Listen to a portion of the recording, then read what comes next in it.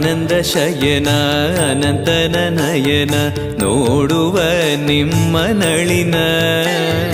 ವೀಣೆಯ ನುಡಿಸಿ ನಾದವ ಬೆರೆಸಿ ನಂದನ ಕರೆವ ಬದನ ಆನಂದ ಶಯನ ಅನಂತನ ನಯನ ನೋಡುವ ನಿಮ್ಮ ನಳಿನ ವೀಣೆಯ ನುಡಿಸಿ ನಾದವ ಬೆರೆಸಿ ನಂದನ ಕರೆವ ವದನ ಭಾಗ್ಯವಿದು ಗುರು ಭಾಗ್ಯವಿದು ಮಧುರಾಪತಿಯನ್ನ ನಟನ ಮಧುರವಿ